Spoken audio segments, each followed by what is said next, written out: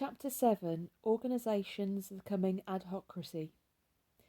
One of the most persistent myths about the future envisions man as a helpless cog in some vast organisational machine. In this nightmarish projection, each man is frozen into a narrow, unchanging niche in a rabbit warren bureaucracy. The walls of this niche squeeze the individuality out of him and compel him, in effect, to conform or die. Since organisations appear to be growing larger and more powerful all the time, the future, according to this view, threatens to turn us all into the most contemptible of creatures, spineless and faceless, the organisation man. It is difficult to overestimate the force with which this pessimistic prophecy grips the popular mind, especially among young people. Hammered into their heads by a stream of movies, plays and books, fed by a prestigious line of authors from Kafka and Orwell, the fear of bureaucracy permeates their thought. In the US, everyone knows that it is just a faceless bureaucracy who invent all-digit telephone numbers, who send out cards marked "Do not fold, spindle or mutilate," who ruthlessly dehumanise students, and whom you cannot fight at City Hall. The fear of being swallowed up by this mechanised beast drives executives to orgies of self-examination and students to paroxysms of protest. What makes the entire subject so emotional is the fact that organisation is an inescapable part of all our lives. Like his links with things, places and people, man's organisational relationships are basic situational components. Just as every act in a man's life occurs in some definite geographical place, so does it also occur in an organisational place, a particular location in the invisible geography of human organisation. Thus, if the orthodox social critics are correct in predicting a regimented, super-bureaucratised future, we should already be mounting the barricades, punching random holes in our IBM cards, taking every opportunity to wreck the machinery of organisation. If, however, we set our conceptual clichés aside and turn instead to the facts, we discover that bureaucracy, the very system that is supposed to crush us all under its weight, is itself groaning with change. The kinds of organisations these critics project unthinkingly into the future are precisely those least likely to dominate tomorrow, for we are witnessing not the triumph but the breakdown of bureaucracy. We are, in fact, witnessing the arrival of a new organisational system that will increasingly challenge and ultimately supplant bureaucracy. This is the organisation of the future. I call it Ad-Hocracy. Man will encounter plenty of difficulty in adapting to this new style organisation, but instead of being trapped in some unchanging, personality-smashing niche, man will find himself liberated, a stranger in a new free-from world of kinetic organisation. In this alien landscape, his position will be constantly changing, fluid and varied, and his organisational ties, like his ties with things, places and people, will turn over at a frenetic and ever-accelerating rate. Catholics, cliques and coffee breaks. Before we can grasp the meaning of this odd term, adhocracy, we need to recognise that not all organisations are bureaucracies.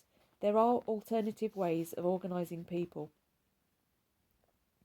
Bureaucracy, as Max Weber pointed out, did not become the dominant mode of human organisation in the West until the arrival of industrialism. This is not the place for a detailed description of all the characteristics of bureaucracy, but it is important for us to note these three basic facts.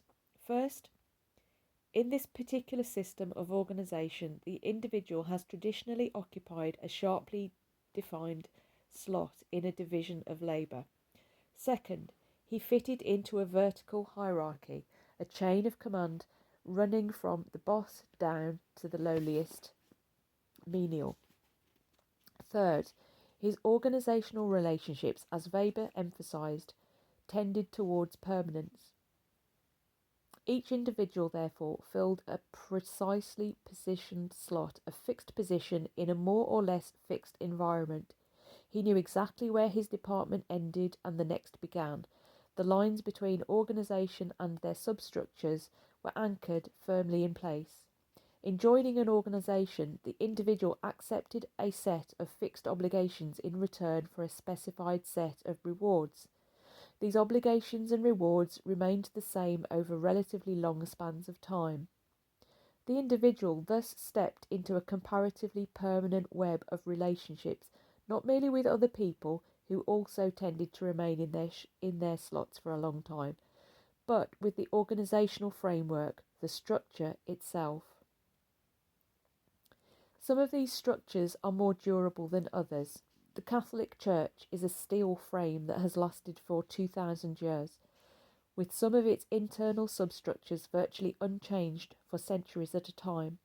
In contrast, the Nazi Party of Germany managed to bathe Europe in blood, yet it existed as a formal organisation for less than a quarter of a century.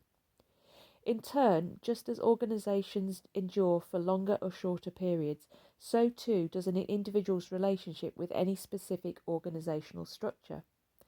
Thus, man's tie to a particular department, division, political party, regiment, club, or other such unit has a beginning and an end in time. The same is true of his membership in informal organisations, cliques, factions, coffee break groups, and the like. His tie begins when he assumes the obligation of membership by joining or being conscripted into an organisation. His tie ends when he quits or is discharged from it, or when the organisation itself ceases to be. This is what happens, of course, when an organisation disbands formally. It happens when the members simply lose interest and stop coming around. But the organisation can cease to be in another sense too. An organisation, after all, is nothing more than a collection of human objectives, expectations, and obligations. It is, in other words, a structure of roles filled by humans. And when a reorganisation sharply alters this structure by redefining or redistributing these roles, we can say that the old organisation has died and a new one has sprung up to take its place. This is true even if it retains the old name and has the same members as before. The rearrangement of roles creates a new structure exactly as the rearrangement of mobile walls in a building converts it into a new structure. A relationship between a person and an organisation, therefore, is broken either by his departure from it, or by its dissolution, or by its transformation through reorganisation. When the latter, reorganisation, happens, the individual in effect severs his links with the old familiar but now no longer extant structure and assumes a relationship to the new one that supersedes it. Today there is mounting evidence that the duration of man's organisational relationships is shrinking, that these relationships are turning over at a faster and faster rate, and we shall see that several powerful forces, including this seemingly simple fact, doom bureaucracy to destruction.